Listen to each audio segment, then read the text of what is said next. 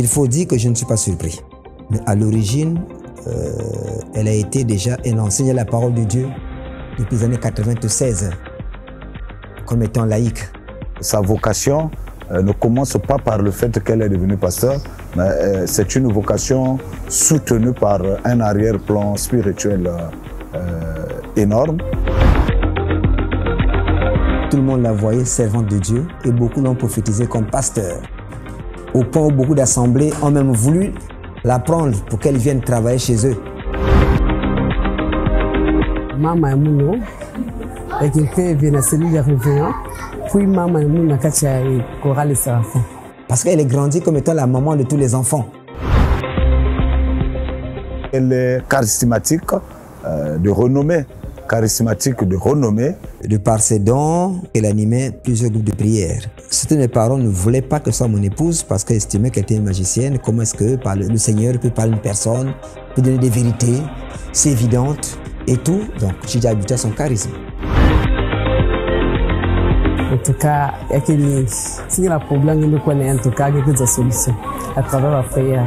Oui, mais parce que même comme c'est la table, si quelqu'un rentre pour la prière, il va te laisser à table. Tu dis vraiment, excuse-moi, laisse-moi les prier.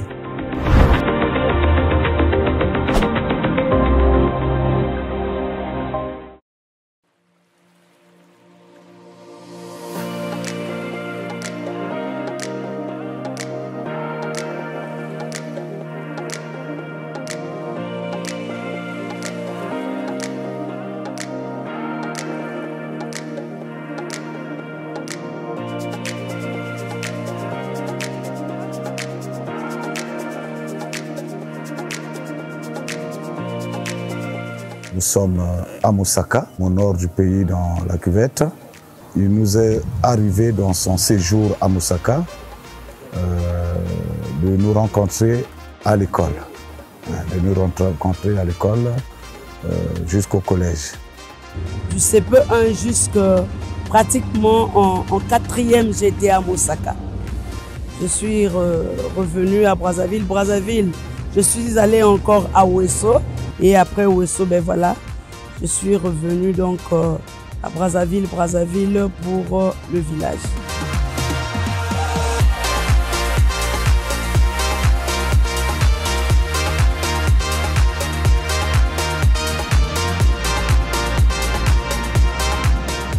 Quand elle quitte le nord du pays pour revenir chez elle, elle est dans son parcours, elle est choriste, elle est diaconesse, jusqu'à ce qu'elle est charismatique de renommée, dans sa contrée au niveau de Makele Komono. À un âge donné, j'ai intégré donc la chorale Les Messagers de Makele Komono. C'est là où j'ai appris à chanter, j'ai appris à diriger, j'ai appris aussi à diriger les hommes, s'il faut le dire, parce que arrivé à un âge donné, j'étais responsable aussi de cette chorale-là. Et donc c'est dans cette paroisse-là que j'ai reçu l'appel de Dieu.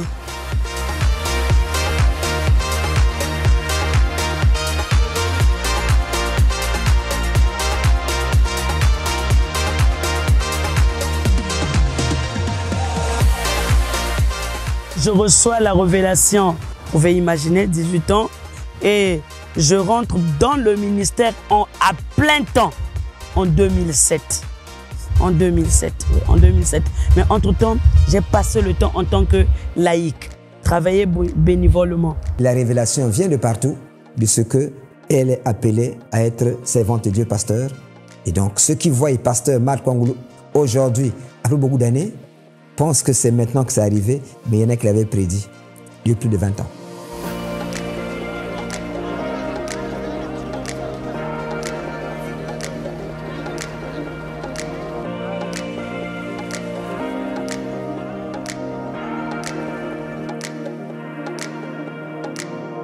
Une chose essentielle sur notre sœur, la pasteure Marthe Ngoulou.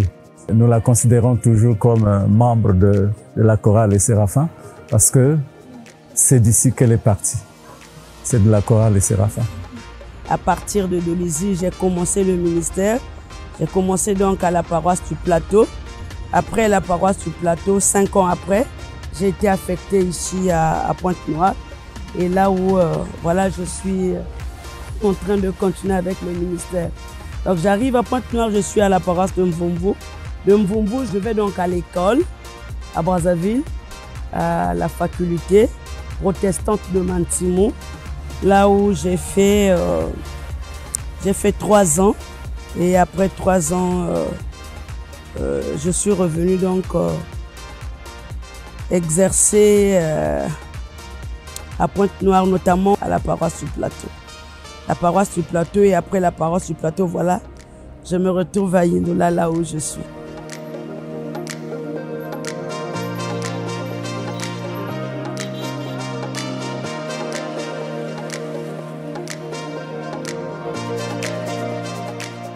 Je suis venue trouver la paroisse, mais c'était quand même très froide, très timide. Pourquoi je le dis? Parce que quand j'arrive le premier jeudi, là où c'est un culte, le culte vespéral de jeudi, ce jour-là, donc quand j'arrive, je trouve 2 fidèles le jeudi, un culte du soir, 2 fidèles. Donc moi et mon mari, finalement, on était 4. Et j'ai fait le culte avec 3 personnes. Malgré l'effectif, j'ai fait un culte de 2 heures. J'ai respecté la liturgie. J'ai tenu mon culte comme il se doit avec, avec 3 personnes. Et donc la 4e, c'était moi-même. J'ai prêché la parole de Dieu. J'ai fait l'intercession. J'ai béni le Seigneur. J'ai loué Dieu. Et j'ai parlé. J'ai élevé des prières en disant, Seigneur, si c'est vraiment avec les bons là que je vais travailler, je vais continuer à prêcher les bons. Mais si tu m'as envoyé ici pour parler, de prêcher ta parole aux hommes, prêcher la parole de Dieu aux hommes, Seigneur, c'est toi qui as dit que tu vas transformer les pierres en hommes. Et donc je crois que ces bons là, Seigneur, ces bons là seront remplis.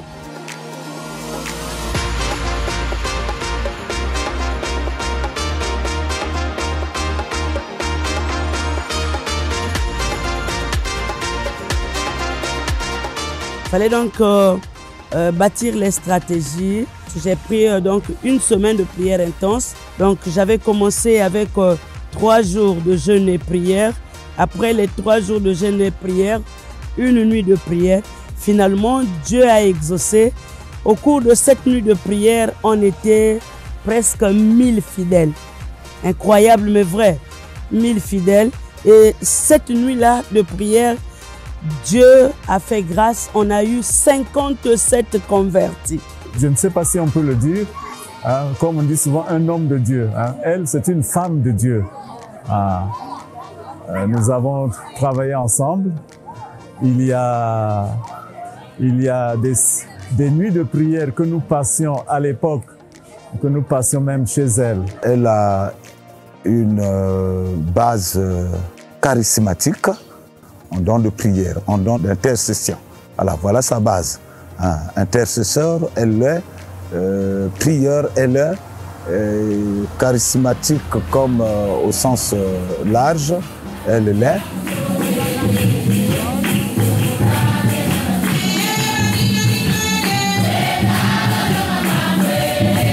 Qu'est-ce qui se passe? Le mari dit non, il n'y a pas d'abomination, alors donc je suis dans ça. Nous pouvons dire que avec l'aide du Seigneur et la présence du Saint-Esprit, la paroisse est au top. La paroisse est au top. Vraiment, la paroisse est au top. La qualité, c'est qu'elle aime son boulot. Elle aime son boulot et puis elle se fait vite accepter par les fidèles. Oui, mais parce que même comme c'est à table, si quelqu'un rentre pour la prière, il va te laisser à table. Pour te dire vraiment, excuse-moi, laisse-moi les prier.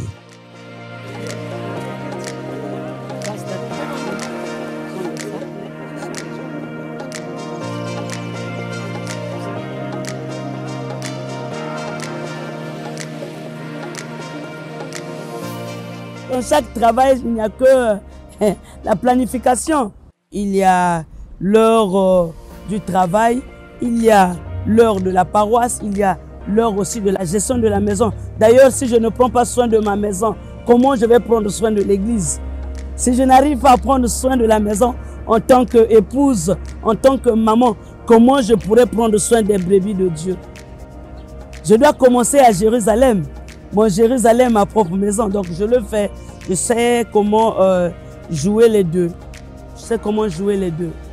Rien ne piétine l'autre. Elle appelle souvent la maison le Jérusalem, son expression, et la paroisse de la maison, paroisse de Kouangoulou. Et oui, il est vrai, comme moi, avec mon boulot, parfois je suis parti. Elle aussi, il est arrivé, elle est beaucoup accaparée par son travail, on n'a pas de choix. Et donc, elle consacre beaucoup de temps au Seigneur. Vous pouvez être rassurés qu'elle aime bien les enfants, parce qu'on l'appelle tous Maman Marthe. Même les grandes personnes appellent Maman Marthe affectueusement pour dire qu'elle est toujours restée collée à ses enfants. Quand elle a un peu de temps, en tout cas elle s'y consacre, elle y tient bien, parce qu'elle sait que c'est la paroisse de la maison sans Jérusalem. Combien de degrés? On va compter, non, plus de 75, 81. Combien? Non, plus de 75. Avec les naissances là, avec deux gros là, 75. Mes petits là, 7. 16. Comment ils sont en train de nager? Là, ils sont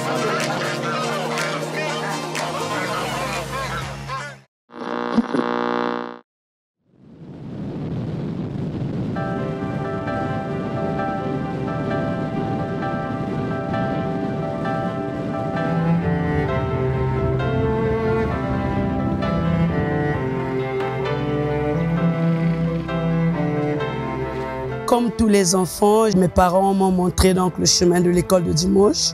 Je me rappelle bien, on est allé à une retraite spirituelle organisée par l'église. Ça s'est passé donc à Ngouedi. J'étais encore très jeune. Et à Ngouedi, avec maman et papa, on arrive à cette retraite-là. Le pasteur Ndundu donc révèle à mes parents, reçoit la prophétie, et donc c'est lui qui était le premier à révéler à mes parents que cette fille, Dieu l'a choisie, elle sera servante de l'Éternel, elle va servir Dieu. Et donc quand mon père avait reçu donc ce message-là en tant que diacre, il avait gardé le message, et à tel point que pendant que je grandissais, papa lisait en moi donc ce que Dieu avait révélé. Donc je quitte mes parents, je fais le BMG à Mouyondi. C'est à Mouyondi où j'étais à Diniz. Quand je vais donc au lycée, c'est là où vraiment ça se manifeste. C'est là où ça se manifeste, ça se manifeste avec force.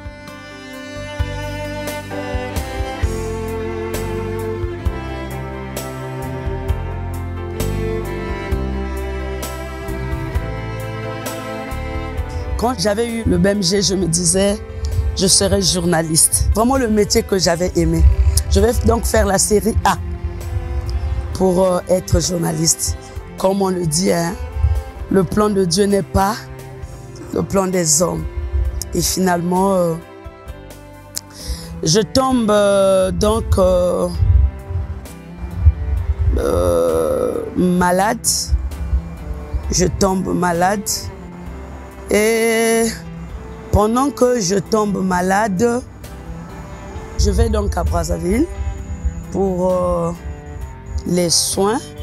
J'arrive à Brazzaville finalement. Le médecin me dit, cette maladie-là, je ne peux pas être guérie au pays.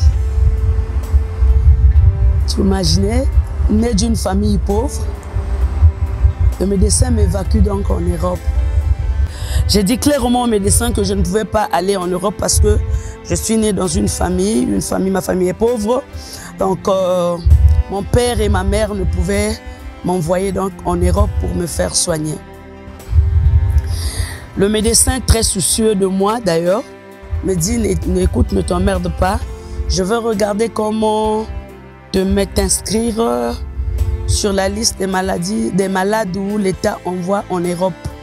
En ce moment-là, tes parents peut-être pourront te soutenir en ce qui concerne le logement, la nutrition, tout.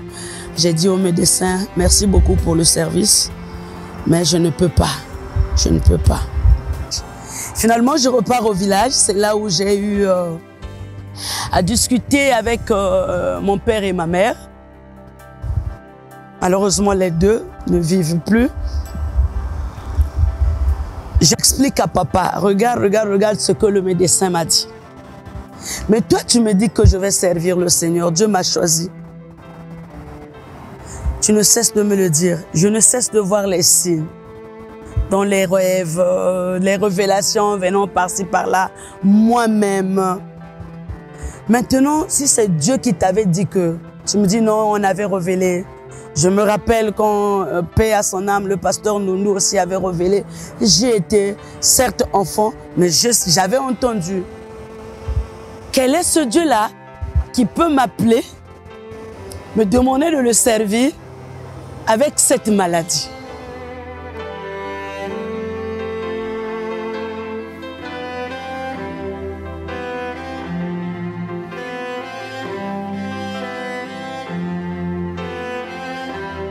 La maladie, c'est une mal de dos.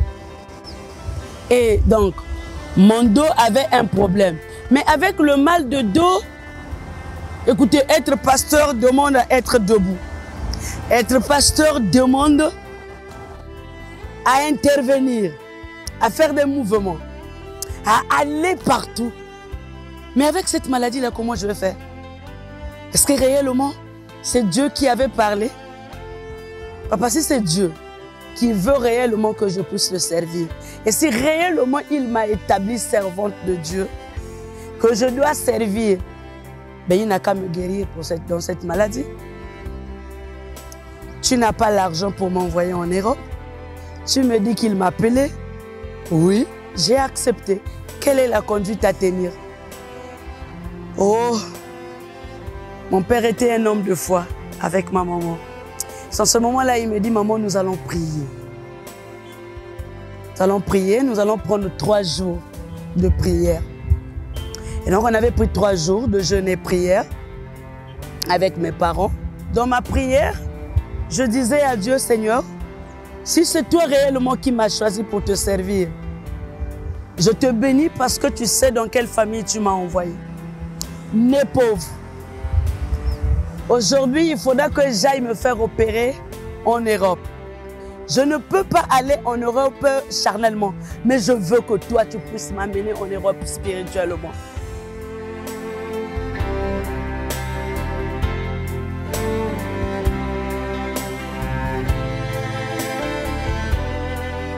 Le 3e jour, je me rappelle d'une seule chose seulement, que j'étais à genoux. Et il était 14 heures, je priais. Oh, incroyable. C'est pendant que je priais, je ne sais pas, est-ce que je m'étais endormie? Je ne sais pas. Mais je vois donc 6 blancs. Et les hommes blancs arrivent me disant, nous sommes venus te prendre pour t'amener en Europe et t'intervenir. Je dis, waouh, c'est vrai? Il dit, oui, nous sommes venus. On se retrouve dans une clinique et les 6 blancs me disent, nous allons t'opérer. Nous allons t'opérer et tu vas toi-même suivre comment l'intervention va se passer. Finalement, ils m'ont fait donc habiller correctement, placé dans une salle, sur un lit. Ils ont donc, à travers le bistouri, déchiré le dos. Ils ont enlevé, tout en parlant. Tu as vu comment nous sommes en train d'enlever la maladie? Tu as vu comment nous sommes en train d'enlever la maladie? Ils ont enlevé, placé dans un plateau. Finalement, après, ils ont fini donc d'opérer. Nous allons te remettre. Je dis non, je ne peux pas repartir. Il dit non, ce n'est pas le temps pour toi de venir ici, nous allons te remettre. Et chose curieuse, avant de repartir, ils m'ont dit, nous venons de t'opérer. Tu as 7 jours. Question de ce que la plaie se cicatrise. Nous reviendrons pour vérifier si la plaie s'est cicatrisée.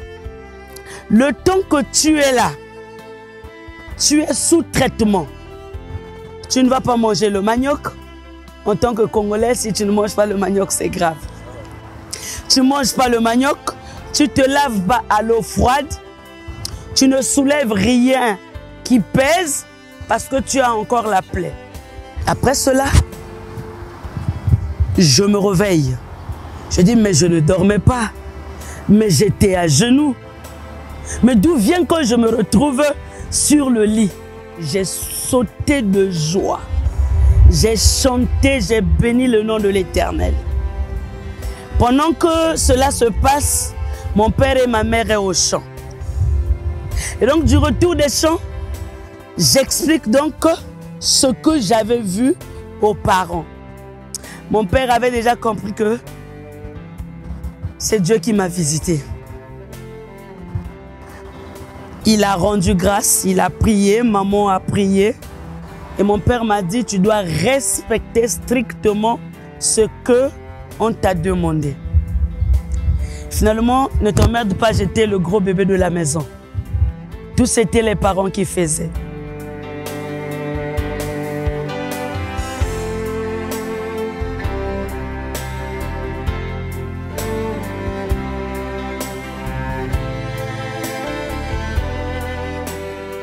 Le 7e jour arrive. J'étais dans ma chambre allongée en train de prier. Mes parents également en train de prier aussi. Autour de la même heure, 14 h. C'est comme si je dormais. Mais le fond, je ne dormais pas parce que je pouvais entendre ce qui se disait dehors. Finalement, je vois donc les 6 hommes. Ils sont revenus. Et quand ils sont rentrés, ils m'ont dit, nous sommes venus te chercher. Nous allons voir si la plaie s'est cicatrisée. Finalement, on m'amène encore. Je me retrouve dans la même clinique. Et dans cette même clinique, donc, arrivé à Langer, ils enlèvent donc la bande qu'ils avaient mis au dos. Ils enlèvent la bande. Quand ils enlèvent la bande, ils ont commencé à tapoter la plaie. Tapoter la plaie, tapoter la plaie, tapoter la plaie. Et quand ils tapotent la plaie, j'entends les 6 crier au même moment. Waouh! Mais la plaie s'est cicatrisée vite. La plaie s'est vite cicatrisée. Je dis au fond de moi, gloire à Dieu.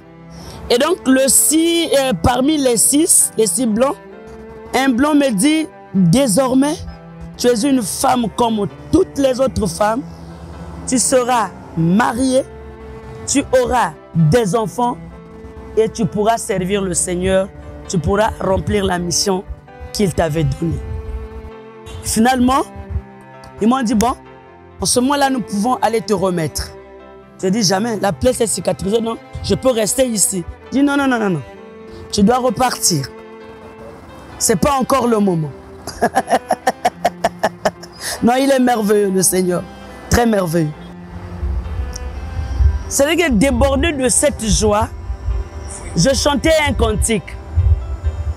Fumu wetivova kwa milongo kimyandi muyonzi kila makana mamonsono monongina kuiza muzonza kwa bawe tate tia tia tunasotoke tate matoko mana monampe tate zindumba zinabikula tate. Mes parents sont arrivés, j'ai rendu. J'ai donné la révélation telle que ça s'est passé. Et finalement, on a rendu grâce à Dieu. Et donc, depuis ce jour-là, 1, j'ai recouvert la santé. 2, j'ai été convaincu que réellement, le Seigneur m'avait appelé à le servir. Le Seigneur m'avait appelé à le servir. Et c'est là où commence donc, j'accepte donc la mission.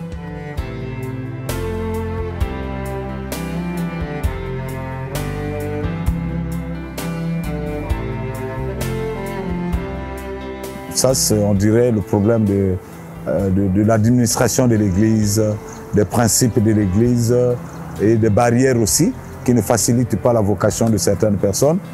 Mais sinon, elle serait devenue pasteur depuis. C'était difficile, ma vocation.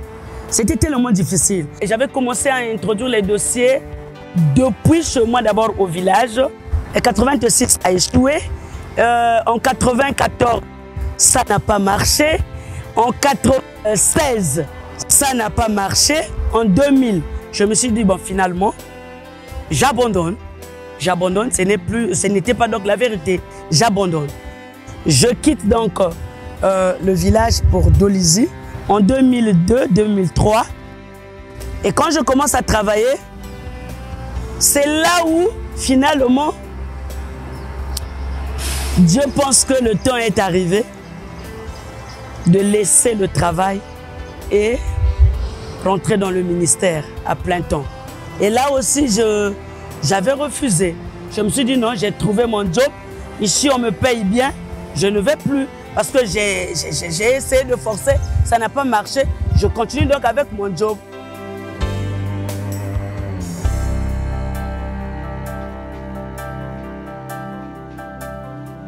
La dernière boîte que j'ai travaillée, c'est une maman qui ne me connaissait pas, que le Seigneur va voir.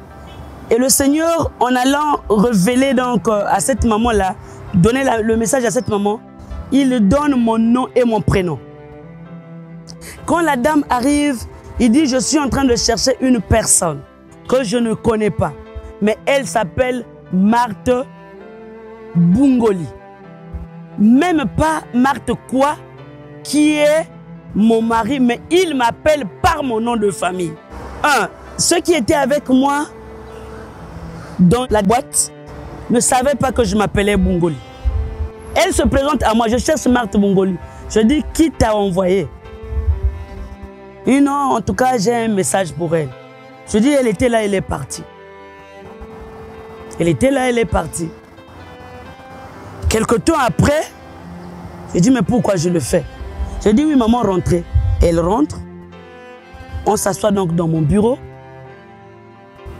Je dis, oui, Marthe Bungoli, c'est moi. Qui t'a envoyé? C'est là où elle dit, maman, on va d'abord prier. Et quand elle a commencé avec la prière, je dis, ah, ça doit être donc le grand là qui l'a envoyé. Je vous assure qu'elle priait, je n'avais même pas fermé mes yeux. Quand elle finit de prier, elle dit Amen. Je dis Amen. Oui, je vous écoute. C'est là où elle me dit, maman, Dieu me dit de te dire que le temps est arrivé, que tu dois le servir. Il t'a placé là juste pour un temps. Ne t'inquiète même pas, on va te renvoyer. Tu ne feras plus une semaine ici. Je dis d'accord, que sa volonté soit faite. Je me dis au fond de moi, mais le monsieur qui me dit qu'il va me licencier là, je nourrirai mes enfants comment? Mon mari est à la... Le salaire coupé. C'est avec le peu que je gagne que je suis en train de nourrir ma famille. C'est avec ce peu-là que je loue la maison. Mais lui, il me dit, je ferai comment? Quand j'arrive à la maison, j'explique à papa. Je dis, regarde. Si c'est la volonté de Dieu, bon, on n'a pas de choix.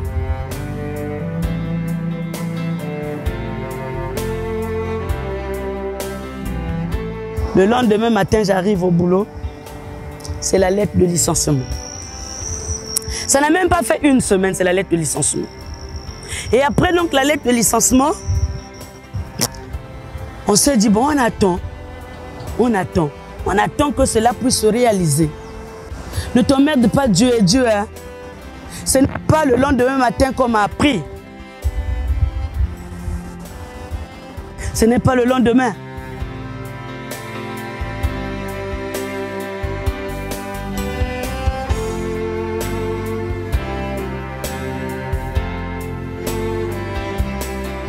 on quitte Dolisie pour Pointe-Noire. On arrive à Pointe-Noire. Entre-temps, j'ai les dossiers que j'ai placés à Dolisie. J'arrive ici. Je me suis dit, bon, ben écoute, à Pointe-Noire, je ne vais pas quand même attendre que Dolisie puisse me prendre. C'est vrai que je suis en train de le servir, pas à plein temps. Lui, il m'a dit qu'il va me prendre. C'est lui qui connaît la date, l'heure et le jour. Entre-temps, je peux faire autre chose. Je me lance donc à vouloir faire le transit. Je vais donc faire le transit. Les cours accélérés. Je finis le transit. C'est un blanc qui vient me voir et dit, madame, nous allons t'aider. On va ouvrir une maison et toi, tu vas gérer. Je dis, bonne affaire. Là-bas, au moins, je vais gagner gros pour soutenir ma famille. Ce qui n'était pas facile. Il y a des signes qui sont passés où nous avons souffert ensemble.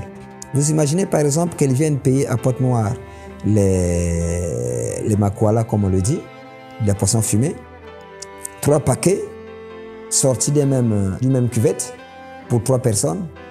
Le fait qu'elles ne se mettent pas à se consacrer à prier pour les malades, ben, que tout pourrisse. On ne peut pas comprendre ça. Qu'elle avait un restaurant, qu'on ait eu à tuer par exemple un pangolais le matin, on sait que c'est une viande fraîche. Mais le fait qu'elle a un culte l'après-midi qu'elle doit faire, mais c'est sa tâche à vouloir vendre, en tout cas ça pourrit la marmite. Ouais, c'est des signes qui ne trompent pas. Et donc, depuis très tôt, j'ai compris qu'elle se battait avec sa vocation.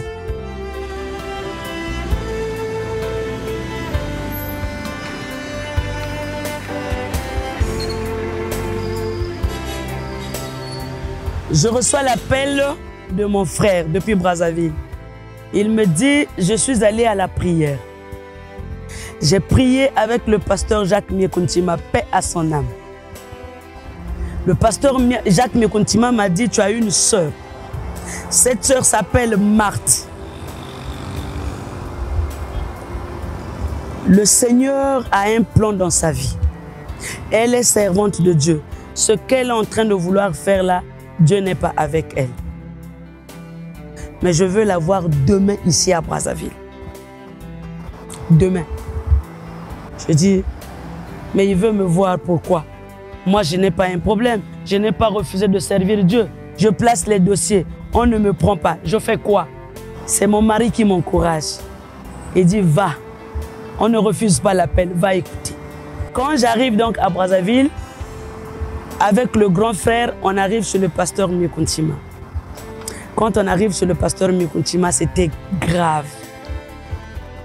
Tata Miekontima est tombé sur moi en extase. Il a parlé. Il a parlé. Et il a parlé en langue maternelle. Il dit en Munkutuba,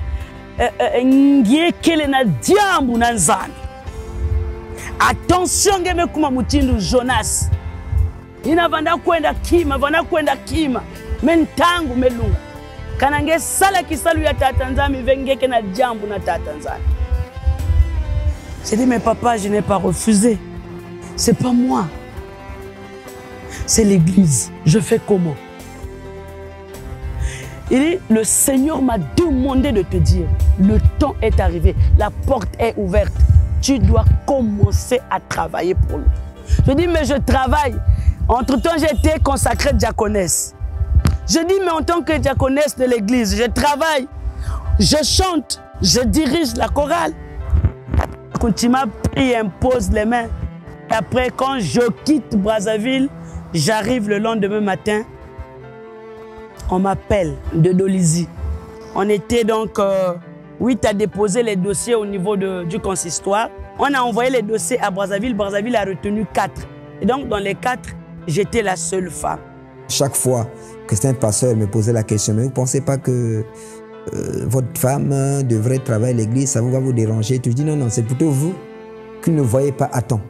Parce que je sais qu'elle a une vocation véritable et profonde.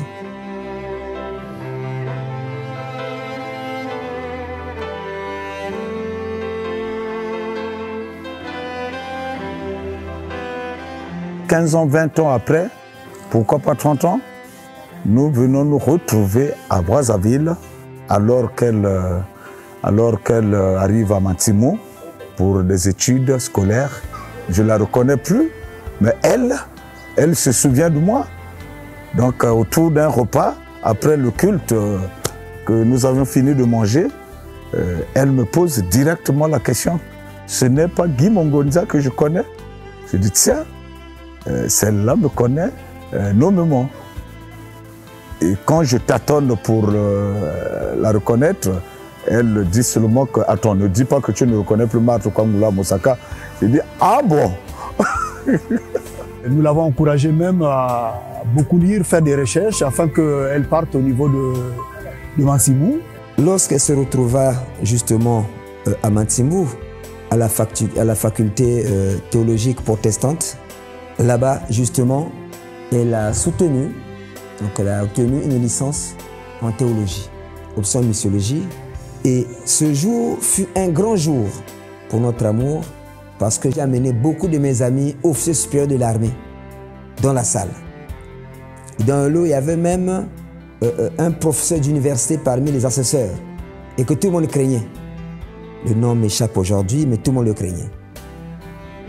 Et elle devait être la première à passer à la soutenance. Donc, cobaye et tout le monde devait attendre. On lui a posé beaucoup de questions. Beaucoup de questions. Il y avait des questions, nous en tant qu'officiers, on se disait, mais quelle réponse on va donner? Mais au finish, elle a tenu avec brio, avec mention, très bien. Vous imaginez quand même que c'était quand même un couronnement, une grande joie de toute la famille devant autant de mes amis et parents.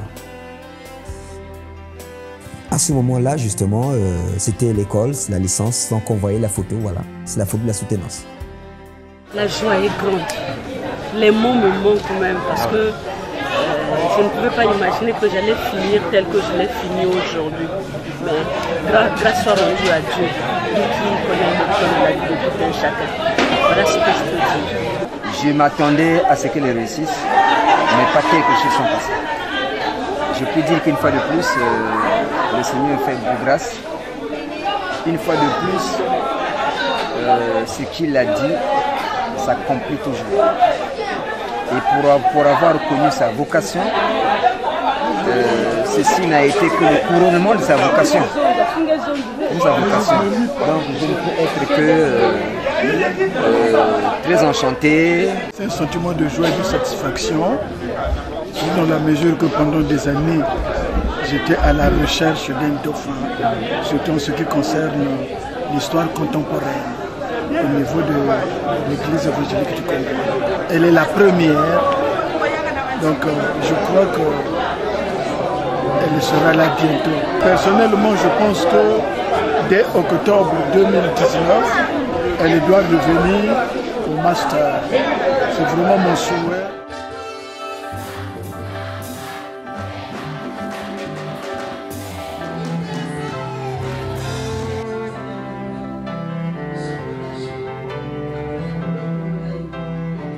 Dès qu'on la nomme responsable de la paroisse, j'étais déjà le premier à l'appeler pour, hormis les félicitations, à lui prodiguer déjà des conseils pour lui dire que, écoute, tu deviens responsable d'une paroisse, prends donc à différencier le côté de ce que tu étais sous ordre et que tu deviens responsable. Devenu aujourd'hui responsable d'une paroisse, elle essaie d'exprimer pleinement son talent, parce qu'il n'y a pas que dans la prédication, il n'y a pas que dans la chanson, il n'y a pas que dans la vision, il n'y a pas que dans les prophéties. Et je lui dis, je prends tout son courage d'exprimer les dons du Seigneur tels que le Seigneur lui dit. De transmettre les programmes tels que le Seigneur lui dit pour ne pas s'occuper forcément des hommes.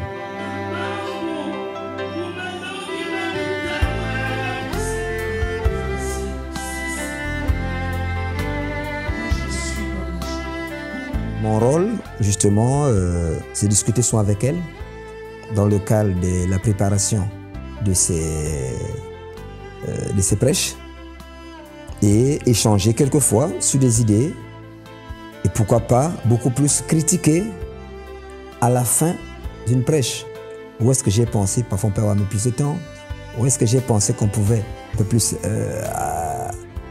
aborder, pourquoi pas par un chant, pourquoi pas. Mais depuis un temps, effectivement, les choses se passent un peu comme je le souhaite. Ce n'est pas une surprise pour moi parce que je me devais l'accompagner. Il me soutient dans tout le ministère. Il me soutient dans tout. Dans tout. Je peux dire que si je réussis dans mon ministère, ben c'est parce que lui, il me soutient dans ça. Et ça, j'en suis fier. Et ça, à ce moment, je dis, quel que soit ce qu'on a préparé à l'avance, si l'Esprit de Dieu te dit de faire autre chose, et tu changes. Et c'est comme ça qu'elle peut arriver à l'église, se trouvant sur la chair, et va vous dire, oui, j'avais préparé tel thème, mais le Seigneur vient nous moindre de vouloir parler de tel autre thème. À ce moment-là, ça sera selon la volonté de Dieu. Donc le plus important pour nous, c'est faire que ce soit selon la volonté de Dieu. Qu'elle doit prêcher et non sur la volonté des hommes. Et ça, j'y veille. Lorsqu'elle est officiante, je chronomètre quel est le temps qu'elle a passé sur chaque élément de la liturgie. De sorte après à se rendre compte que oui, ici on peut améliorer, là on passe plus de temps. Même les groupes chantants. Donc je passe ce temps justement avec elle pour toujours améliorer et pousser que sa vocation justement, que j'ai une part de contribution, car je sais que j'en bénéficie quelque part.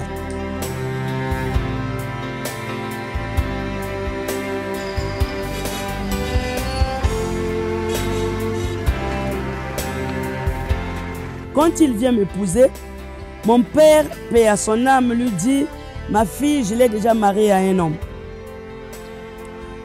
Tu seras capable ou tu vas accepter prendre en mariage une femme qui est déjà épousée par un autre homme? Dans les années 2000, chez ses parents, justement s'est passé la dot. Et là, son père, je crois que je viens d'expliquer que son père avait mis une métaphore, disant que sa fille avait déjà un mari. Il demandait d'aller réfléchir.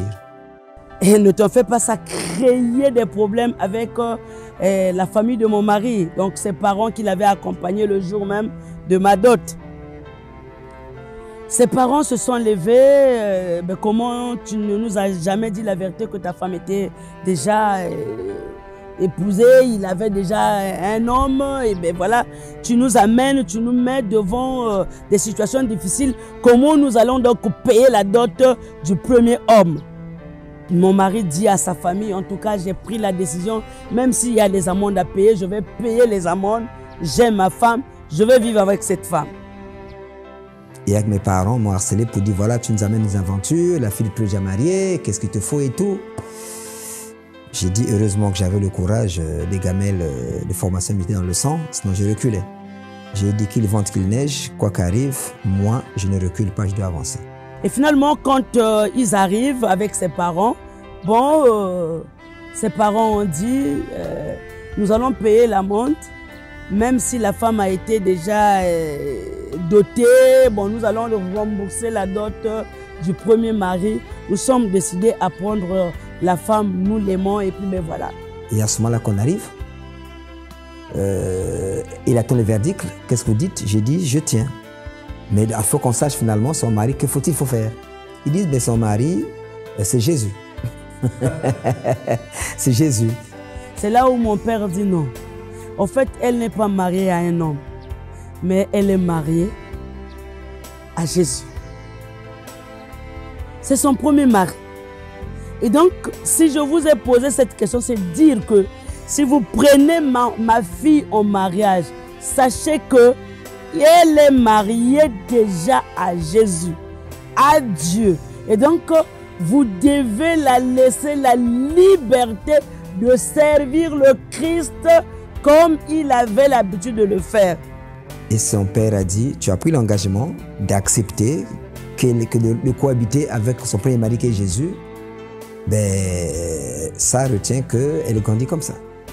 Vous êtes des serviteurs et servantes de l'église évangélique du Congo. Et si tel est votre engagement, le Seigneur va vous bénir et il ne vous abandonnera jamais. Et rien ne vous manquera. Même lorsque vous irez là où il y a un désert, vous allez le transformer en terre fertile. la consécration à ce ministère pastoral. Elle a eu des larmes, il faut le dire, parce qu'à côté du moment des joies où il y a eu tout le monde, il y a la paroisse Plateau, où elle a servi comme étant pasteur stagiaire. Et le jour où on se dit qu'elle va aller à la consécration, les gens pensaient qu'elle allait pour toujours. Quand on a expliqué, le peuple de Dieu, pour témoigner son amour, à la fin du culte, a exigé une collecte spéciale pour l'accompagner. Il y a eu plus d'1 million pour montrer comment est-ce que le peuple de Dieu l'avait vraiment aimé jusqu'à se tenir à ce point-là. Et en revanche, justement, on a fait une fête à Brazzaville, à la consécration.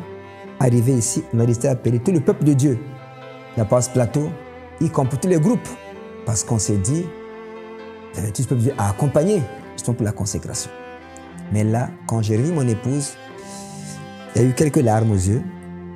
Pourquoi il dit, je vois tout le monde présent, beaucoup des frères et sœurs, des amis et autres sont là. Mais il manque quand même 2 personnes qui m'ont également accompagné au ministère. C'est mon père et ma mère qui faisaient tout et qui croyaient et qui attendaient voir ce col pastoral et qui ne l'auront pas vu. Et ses frères lui ont dit, ton mari est resté à tes côtés toujours, et désormais, il n'y a que ton mari, parce que pour l'histoire, je suis le dernier à parler avec son défunt père. En leur présence, ni son épouse, ni sa fille, mon épouse, mais j'étais l'unique à parler. Et donc, ma présence a symbolisé, canalisé cela, mais ça n'a pas manqué d'un petit remords parce que c'était un moment où on voulait voir tout le monde en termes de couronnement. Voici ce moment de joie qu'on peut dire qu'on a partagé justement à cette occasion.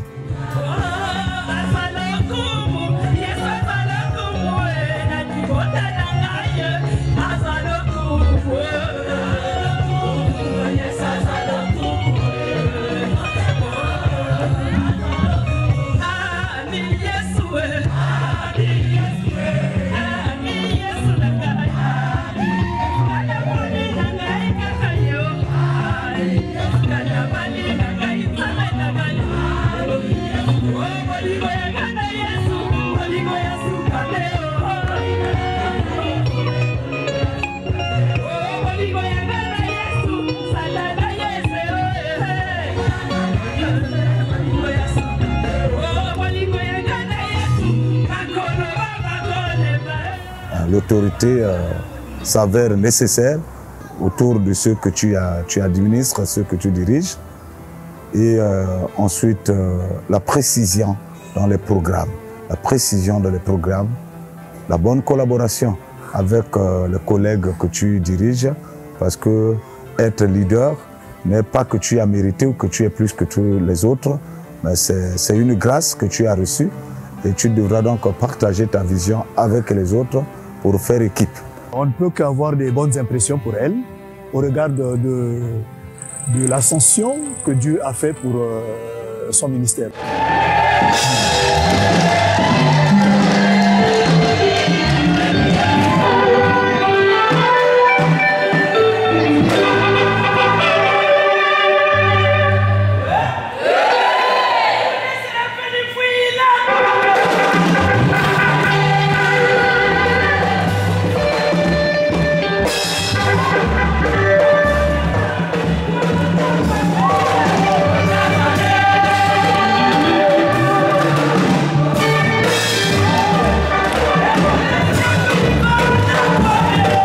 Je lui ai toujours conseillé d'être lucide dans le travail, de foncer, de ne pas regarder à gauche, à droite. Et donc, pour nous, bon, nous pouvons dire que c'est un exemple de réussite. C'est un exemple de réussite parce que c'est dans la chorale Les Séraphins qu'on l'a recruté comme évangéliste. Et donc pour nous, nous allons continuer de la soutenir. Et souvent, dans nos prières, même dans nos prières, nous prions souvent pour elle. On la soutient. On la soutient beaucoup. Et nous lui souhaitons, disons, une bonne carrière. Nous lui souhaitons une bonne carrière.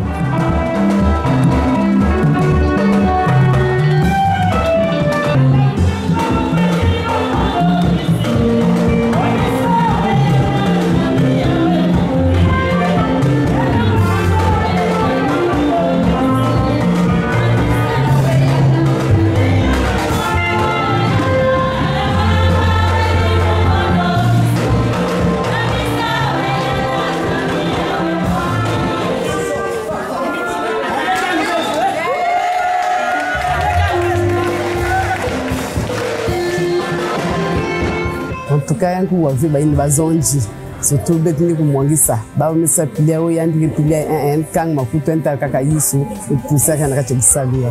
Le message que moi personnellement je peux lui adresser, c'est le même message que j'ai l'habitude de lui dire, c'est de tenir avec celui qui lui l'a appelé. Ma prière pour elle est toujours l'unique. Que le Seigneur continue à faire des miracles pour elle, afin que son ministère continue à prospérer. D'ailleurs, pour cela que nous l'accompagnons en permanence, que ce soit à travers justement, comme aujourd'hui, ces questions audiovisuelles, pour justement qu'elle continue à se regarder et que le Seigneur estime que nous faisons pour la gloire de Dieu et que justement, nous savons que de par son ministère, les bénédictions que nous recevons, justement, on peut bien les recevoir, y compris tous nos enfants, car dit le Seigneur, les bénédictions descendent sur la pleine génération. C'est le plus grand bénéfice. Il m'accorde cela. Je lui souhaite tout le meilleur de sa vie pour le Seigneur.